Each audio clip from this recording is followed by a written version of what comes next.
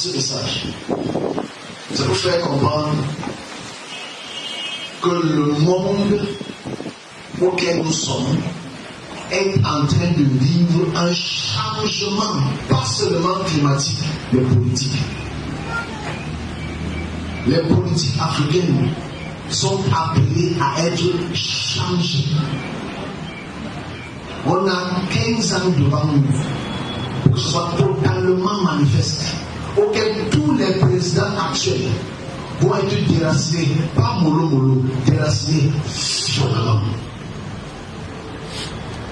La majeure partie des présidents, pas tous, qui sont encore, qui attachent encore la ceinture coloniale, ils n'auront pas laissé le pouvoir tant qu'on laisse le pouvoir. Et ça va être. Donc je dis encore, les vacances si arrivent. J'ai dit ça l'année passée à la même période aussi.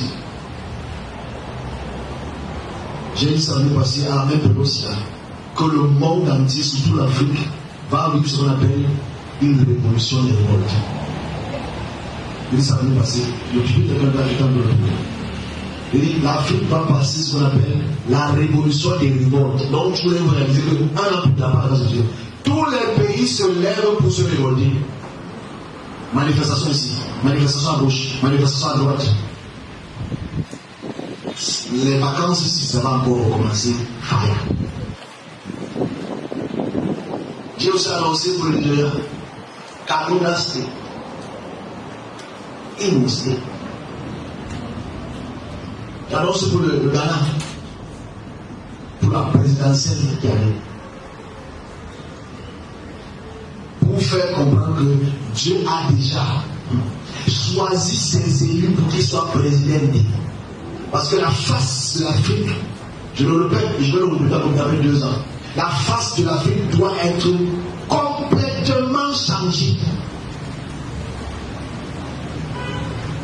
Beaucoup d'entre nous pensent à grâce de l'on s'est fait. La face de l'Afrique doit être totalement changée. Parce que l'Afrique va reprendre un blason qu'ils avaient il y a au moins 3000 ans. L'Afrique va reprendre un blason. On va dire l'Esprit de Dieu va être déjà en train de déraciner un par un toutes les puissances africaines. Il les déloge. Il les déloge un par un. Parce qu'il a remplacé toutes ces personnes-là pour remettre ce qu'on appelle une élite africaine. Cette élite africaine va se faire ce qu'on appelle une communauté africaine. Cette communauté africaine va faire en sorte que sur tous les pays comme le Congo, le Cameroun, le Nigeria, le Ghana, l'Afrique du Sud, l'Égypte, seront des pays auxquels Dieu a déjà mis son stamp.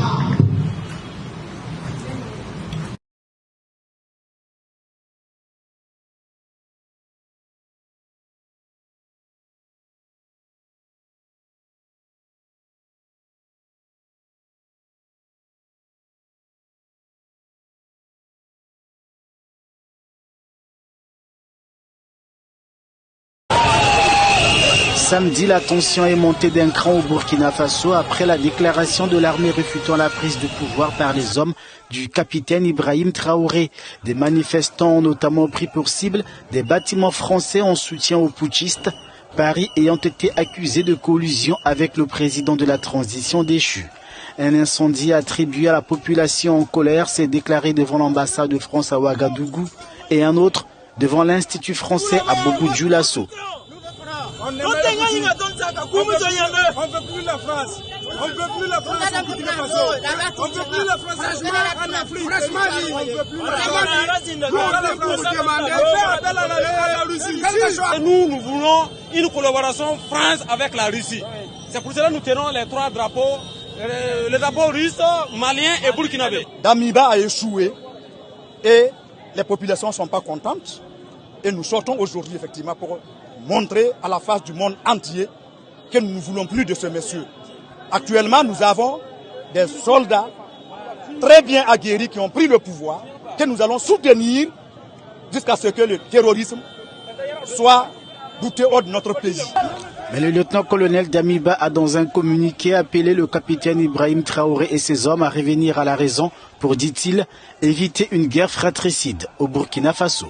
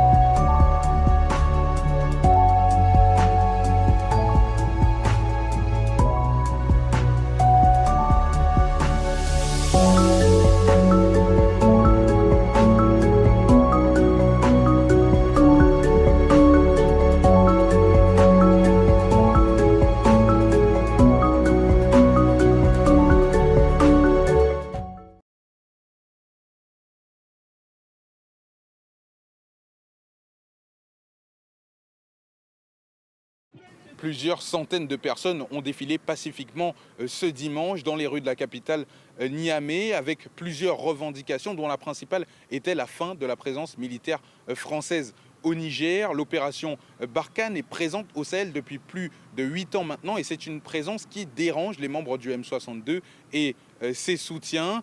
Ces membres du M62, ils ont sillonné la ville de Niamey, les rues de la ville de Niamey ce dimanche jusqu'à prendre place devant le siège de l'Assemblée nationale.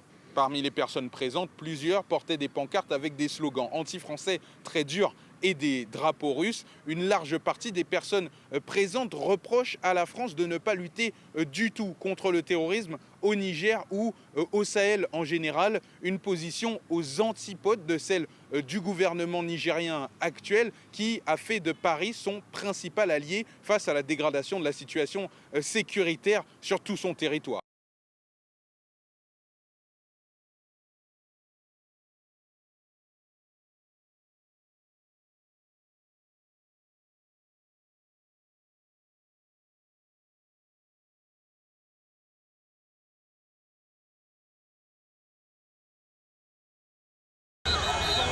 Des Tchadiens ont manifesté contre la présence de la France dans leur pays samedi.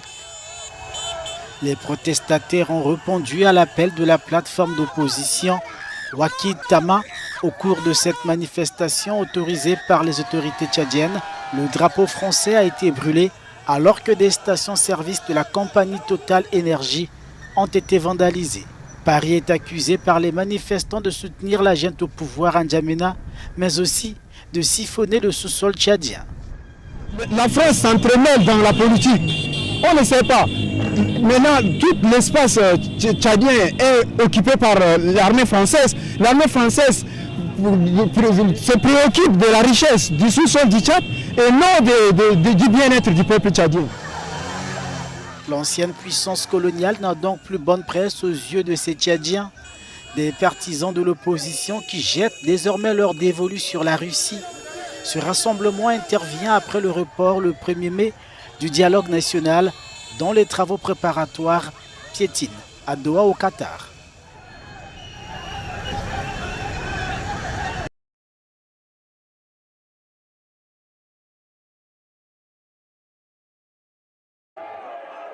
Les slogans et les affiches brandis par ces militants de la gauche radicale sud-africaine ne laissent place à aucun doute. conquérant colonialiste ou encore réparation pour les crimes coloniaux.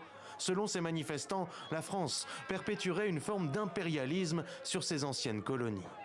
Aujourd'hui, c'est la journée mondiale de l'Afrique et nous savons que l'Afrique a été colonisée. La France a toujours ses sales petits doigts profondément enfoncés dans ses anciennes colonies.